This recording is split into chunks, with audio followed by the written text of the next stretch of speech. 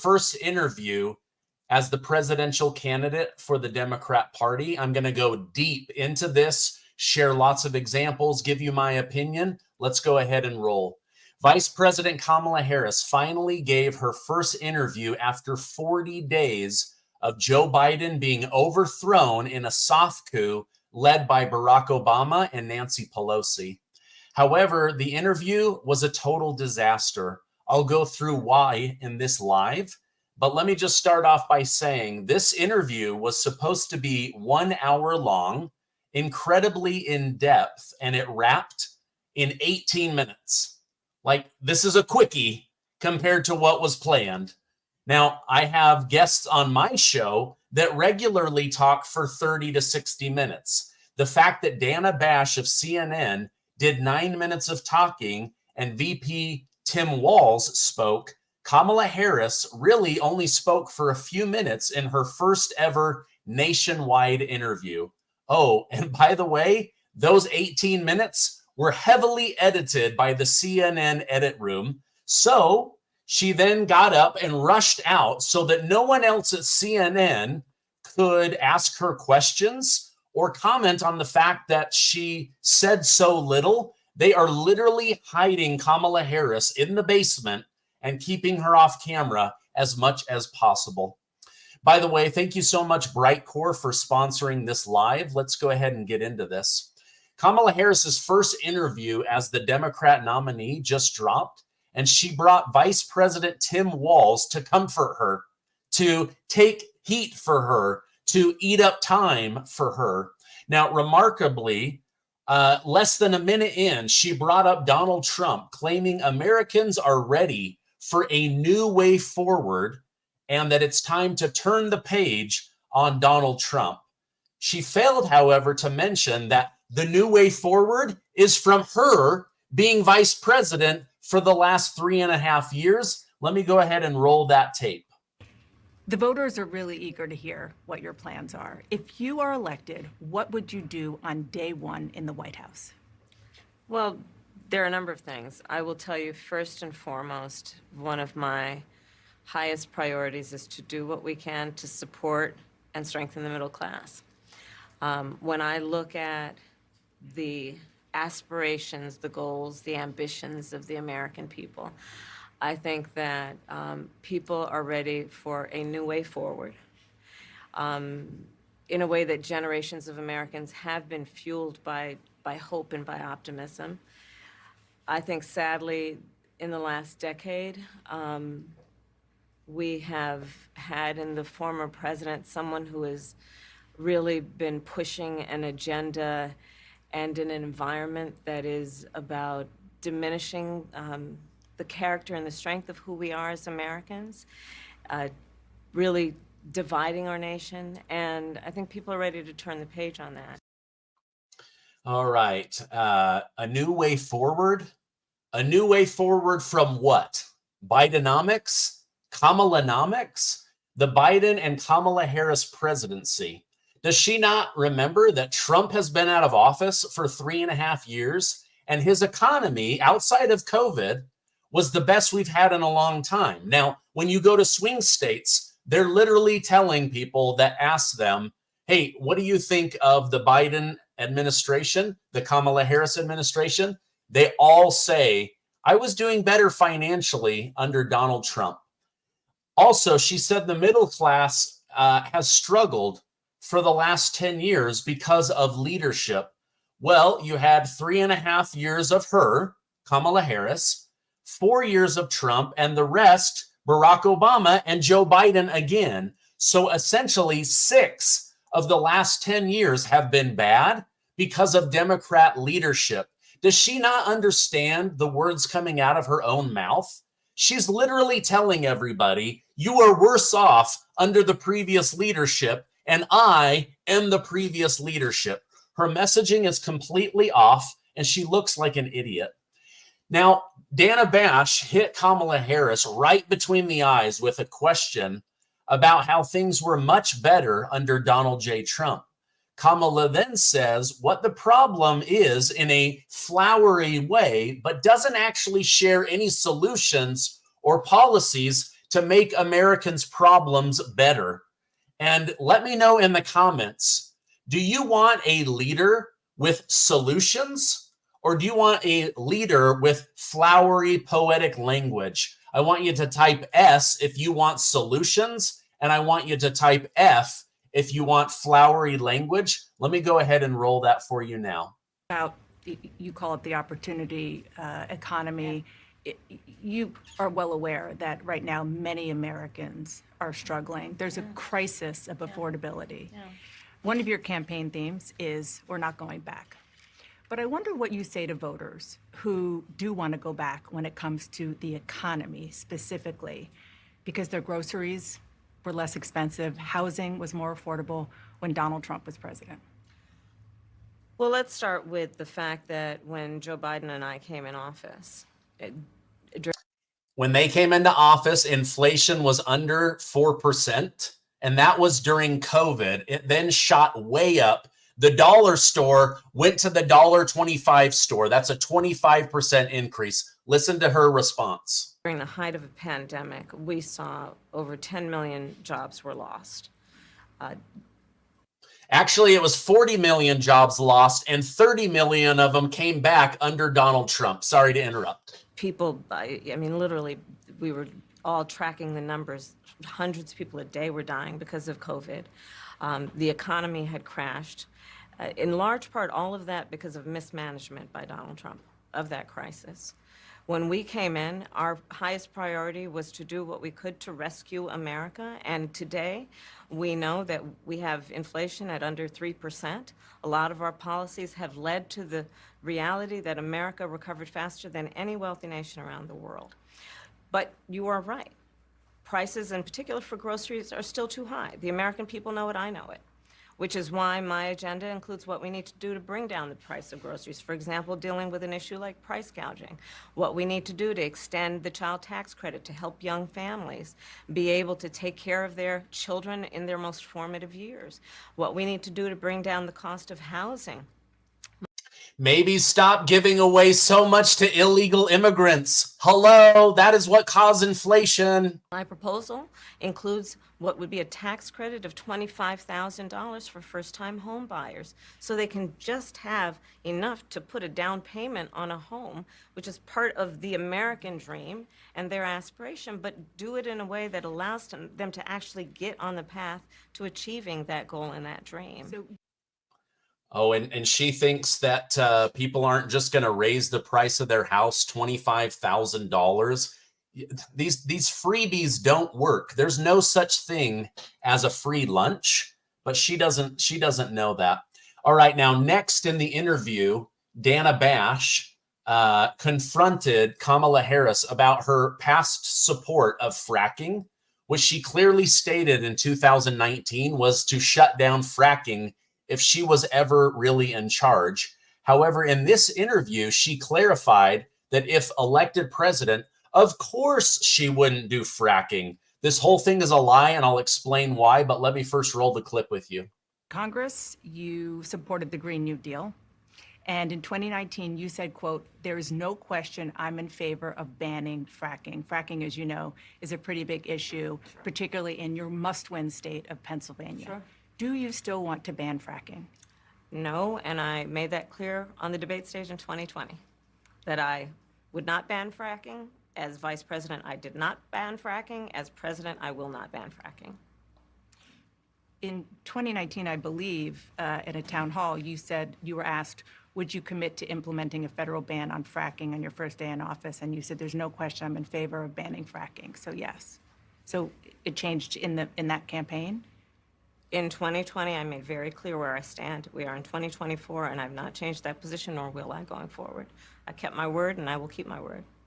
What made you change that position at the time? Well, let's be clear. My values have not changed.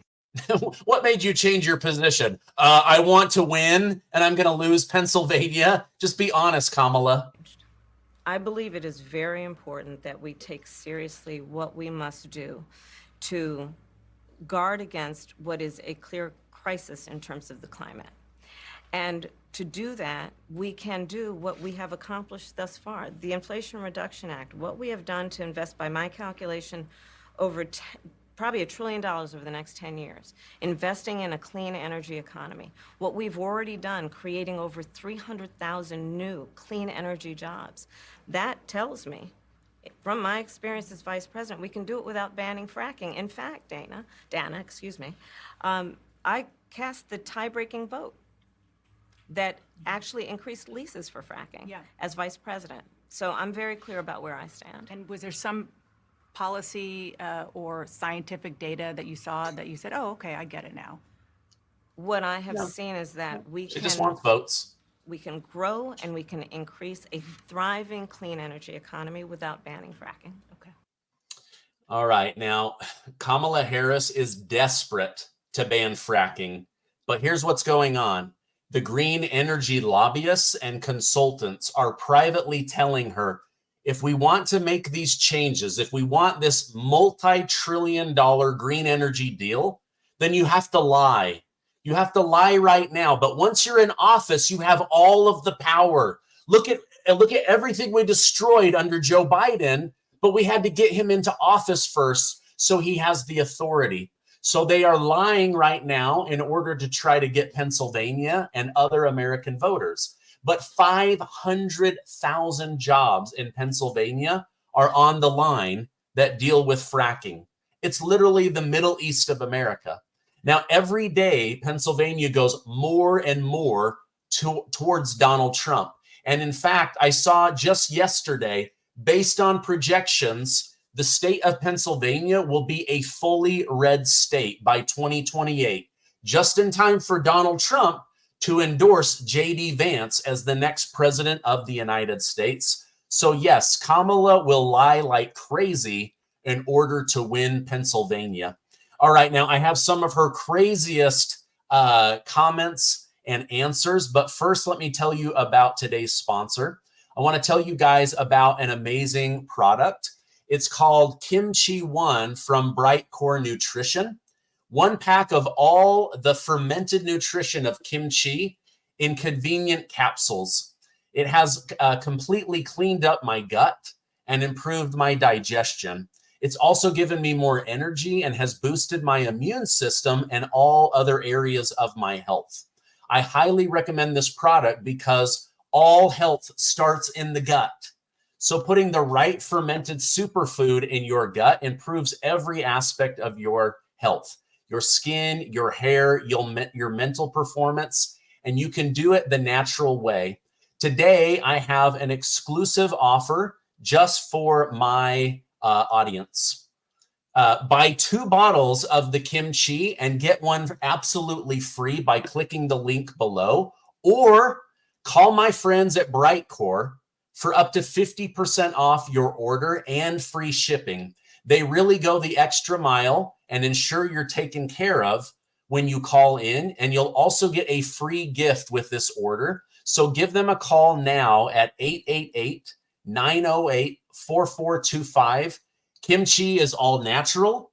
It's made right here in the United States of America, non-GMO. They are an amazing company. They are also true patriots. They take a portion of all of their proceeds and donate to the Wounded Warrior Project to help veterans who have come home from war. So do something great for your own health while doing something great for the country. Again, call 888-908-4425 and check out the link down below. All right, now, then came the question about the border crisis. And you all know we have 2 things. The border crisis is the biggest concern next to the economy for almost all Americans. We also have a glaring truth. Kamala Harris is the border czar, and she is the reason that we are having all of this illegal immigration. Now, when Dana Bash asked why it took 3.5 years to implement asylum restrictions amidst record illegal border crossings, Harris didn't hesitate to blame everything on Donald Trump. Yes, she blamed everything on Donald Trump, even though he had the most secure U.S. border in almost 80 years. Now, her administration has been in office for 3.5 years, and they still use Donald Trump as the scapegoat. Let me go ahead and roll that clip for you. Another issue, big one, is immigration. As Vice President, you were tasked with addressing the root causes of migration in southern countries and Northern part of Central America. the northern part in particular, of Central America that affects the southern border of the U.S. During the Biden-Harris administration, there were record numbers of illegal border crossings.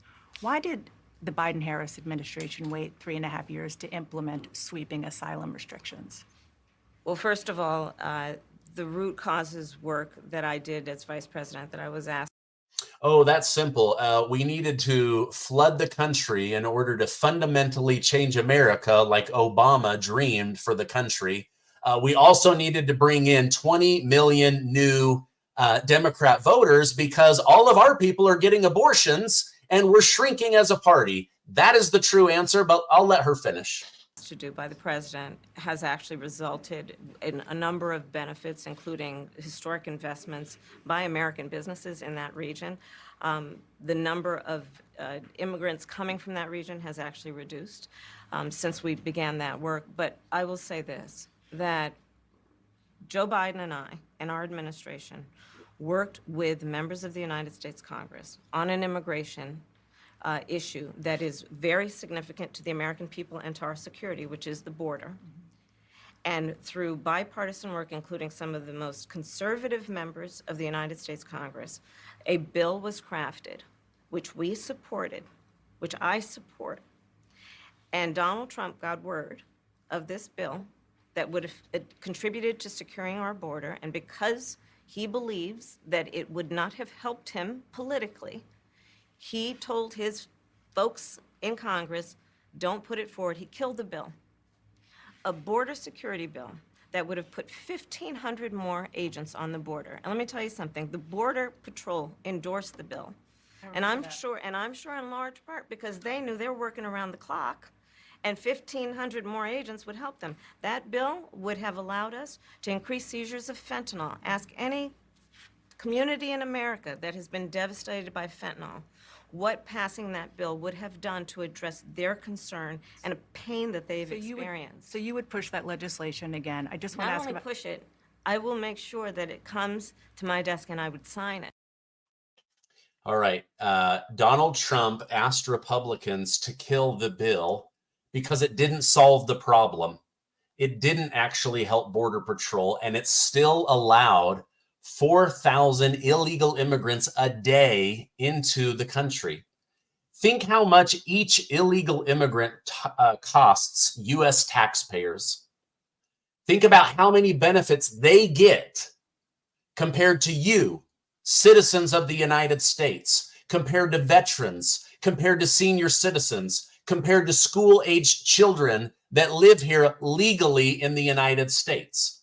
That is why Donald J. Trump asked Republicans to kill that bill, because it did not solve the problem. It just made it legal to bring in thousands and thousands and thousands of illegal immigrants every day, which are now draining us financially. They are bankrupting hospitals. We are being flooded by gangs. If you didn't see last night's video about the Venezuelan gangs taking over Colorado, Los Angeles, Chicago, and New York, please go watch that video with Don Jr.'s face. It was one of my best videos. Kamala Harris does continue to gaslight the American people. Now, I'm going to roll another part here where she continues to gaslight the American people, this time about whether Joe Biden is cognitively impaired, and she lies. Now, go ahead and watch this with me. Or a very staunch defender of President Biden's capacity to serve another 4 years. Right after the debate, you insisted that President Biden is extraordinarily strong. Given where we are now, do you have any regrets about what you told the American people? Remember, right up until the debate, they were saying Joe Biden is the most brilliant president we've ever had. As soon as that debate was over, they were like, this guy is stupid. He's mentally diminished, and we've got to get him out. Like how quickly they turned on him and then immediately started gaslighting us. But she is part of the cover-up. No, not at all. Not at all. I have served with President Biden for almost 4 years now, and I'll tell you, it's one of the greatest honors of my career, truly. He cares so deeply about the American people. He is so smart and loyal to the American people. And I have spent hours upon hours with him, be it in the Oval Office or the Situation Room. He has the intelligence, the commitment, and the judgment and disposition that I think the American people rightly deserve in their president. By contrast, the former president has none of that. And so... Oh, you mean the former president who made America great again? The former president who kept us out of war? That guy? You've gotten us into 2 major wars. Inflation is out of control. Our country's being invaded. The president of the United States, the White House is covering up the fact that he has dementia, and you were a part of that, and now you blame Donald Trump? One, I am so proud to have served as vice president to Joe Biden. And 2, I am so proud to be running with Tim Walz for president of the United States and to bring America what I believe the American people deserve, which is a new way forward, and turn the page on the last decade of what I believe has been contrary to where the spirit of our country really lies. But the last decade, of course, the last 3.5 years has been part of your administration. I'm talking about an era that started about a decade ago, where there is some suggestion, warped I believe it to be, that the measure of the strength of a leader is based on who you beat down, instead of where I believe most Americans are, which is to believe that the true measure of the strength of a leader is based on who you lift up. That's what's at stake as much as any other detail that we could discuss in this election. All right. Now, that was the one part that I agreed with Kamala Harris on. I do think it's more important to lift people up than to beat them down. So I say amen to that. But the truth is, she lied to the American people about President Joseph Robinette Biden having dementia, having health issues, the fact that he has to be away on vacation 40% of his presidency, that he avoids the press, that he can't do long form interviews, that he stumbles over his words. He is mentally unwell. And she, as much as Jill Biden knows that Joe Biden has mental deficiency, he has dementia. It's okay. People get old. Not everyone ages the same way. I've had health issues.